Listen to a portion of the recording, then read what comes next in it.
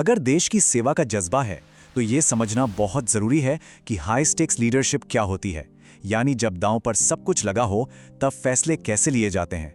तो आज हम कोई आम बायोग्राफी नहीं देखने वाले, बल्कि हम अजीत डोभाल की जिंदगी से निकले स्ट्रेटेजिक लेसन्स की एक प्लेबुक खोल रहे हैं।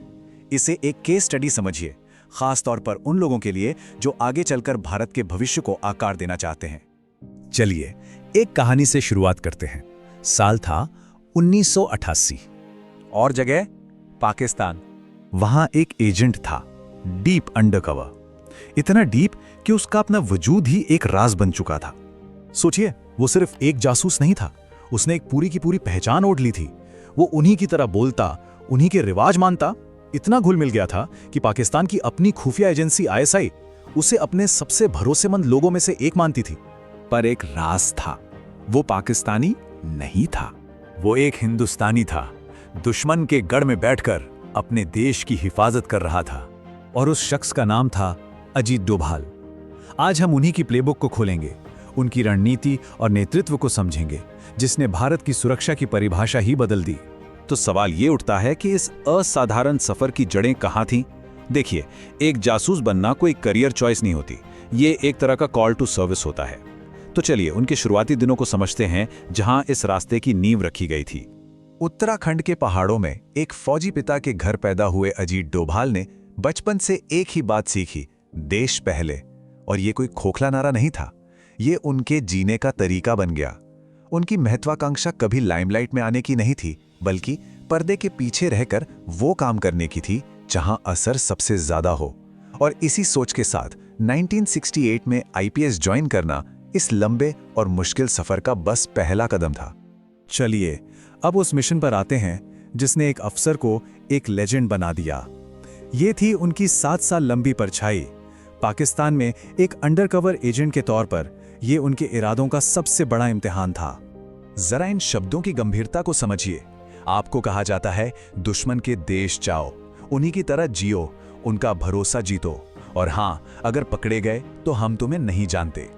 ये सिर्फ मिशन की ब्रीफिंग नहीं है, ये एक तरह से वन वे टिकट है जहां से वापसी की कोई गारंटी नहीं होती। और अजीत डोभाल ने ये जिंदगी 1-2 दिन या महीने नहीं, पूरे 7 साल जी। सोचिए, हर पल, हर सांस एक झूठ, अपनी पहचान, अपना परिवार, अपना देश, सब कुछ पीछे छोड़कर। ये पर्सनल सैक्रिफाइस की इंतहा थी।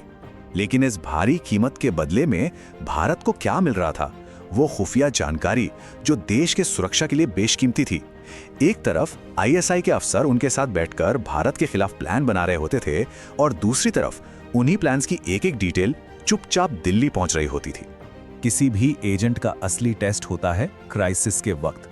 तो चलिए अब उन अग्नि परीक्षाओं पर नजर डालते हैं जिन्होंने डोभाल को सिर्फ एक फील्ड एजेंट से एक मास्टर स्ट्रैटेजिस्ट बना दिया, एक ऐसा रणनीतिकार जो बेहद ठंडे दिमाग से सबसे मुश्किल फैसले ले सकता था। साल था 1988, जगह स्वर्ण मंदिर। पूरे देश की सांसें थमी हुई थीं। सरकार के सामने देखिए 2 ही रास्ते थे। पहला, सीधा मिलिट्री एक्शन, जिसका मतलब था बेगुनाहों की जान का खतरा और पवित्र स्थल को नुकसान। या फिर दूसरा रास्ता, एक खतरनाक अंडरकवर ऑपरेशन जिसमें एजेंट की जान ही दांव पर थी। इतने प्रेशर में डोभाल ने वो रास्ता चुना जहां ताकत से ज्यादा दिमाग का इस्तेमाल होना था। वो अकेले गए, निहत्थे, और आतंकवादियों का भरोसा जीत लिया। उन्होंने अंदर की हर पोजीशन, हर प्लान की जानकारी बाहर भेजी, और इसी इंटेलिजेंस के दम पर NSG ने एक ऐसा ऑपरेशन किया जिसमें लगभग कोई खून खराबा नहीं हुआ। यह साफ दिखाता है कि सही स्ट्रैटेजी गोलियों से कहीं ज्यादा ताकतवर होती है। और ये कोई एक बार की बात नहीं थी। याद कीजिए 1999 का वो मुश्किल दौर जब IC-814 विमान को हाईजैक कर लिया गया था। उस मुश्किल कूटनीतिक संकट में कांधार में सबसे कठिन बातचीत को अंजाम देने वाले भी अजीत डोभाल ही थे। मतलब बार बार जब भी देश पर कोई बड़ा संकट आया, वो हमेशा फ्रंट लाइन पर खड़े मिले। एक शानदार फील्ड एजेंट और नेगोशिएटर के बाद अब उनके करियर के उस दौर की बात करते हैं जहां उन्होंने भारत की सिक्योरिटी पॉलिसी की पूरी दिशा ही बदल ली। ये सफर था एक ऑपरेटर से एक आर्किटेक्ट बनने का। 2014 में जब वो नेशनल सिक्योरिटी एडवाइजर बने तो भारत की सुरक्षा नीति में एक बहुत बड़ा, एक आक्रामक बदलाव देखने को मिला। इसी को कई लोग डोभाल डॉक्ट्रिन कहते हैं। अब भारत सिर्फ डिफेंसिव नहीं रहा, 2016 की सर्जिकल स्ट्राइक हो, 2019 का बालाकोट एयर स्ट्राइक हो या फिर आर्टिकल 370 का हटना, ये सारे फैसले एक ही बात की तरफ इशारा करते हैं कि अब भारत दुश्मन को जवाब देने के लिए उसके घर में भी घुस सकता है। दशकों पुरानी पॉलिसी में ये एक बहुत बड़ा स्ट्रेटेजिक शिफ्ट था, इसमें कोई शक नहीं। तो आखिर इस पूरी प्लेबुक से आज के युवा क्या सबक ले सकते हैं, खास तौर पर वो लोग जो सिविल सर्विसेज में आकर देश की सेवा करना चाहते हैं? सबक बहुत सीधा है। ये सबक है शांत देशभक्ति का, खामोश सेवा का। उनका पूरा करियर एक ही लाइन में सिमट जाता है, जो सबसे ज्यादा करते हैं वो सबसे कम बोलते हैं। असली काम सुर्खियों में नहीं होता, वो पर्दे के पीछे होता है। असली असर शांत और समर्पित एक्शन से आता है, बड़े बड़े बयानों से नहीं।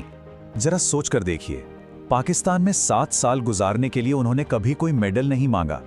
स्वर्ण मंदिर की इतनी बड़ी कामयाबी के बाद भी वो मीडिया से कोसों दूर रहे। सर्जिकल स्ट्राइक के समय भी वो हेडलाइंस में नहीं थे, क्योंकि उनके लिए मिशन हमेशा इंसान से बड़ा था और काम पहचान से कहीं ज्यादा जरूरी था। तो ये पूरा विश्लेषण आज के उन सभी युवाओं के लिए एक बहुत बड़ा सवाल छोड़ जाता है जो देश का भविष्य बनना चाहते हैं कि सेवा का असली पैमाना आखिर है क्या? क्या वो पहचान है जो कैमरों के सामने मिलती है, या फिर वो काम है जो बंद कमरों में चुपचाप देश को सुरक्षित रखने के लिए किया जाता है? अजीत डोभाल की जिंदगी हम सबको अपना अपना जवाब ढूंढने पर मजबूर करती है।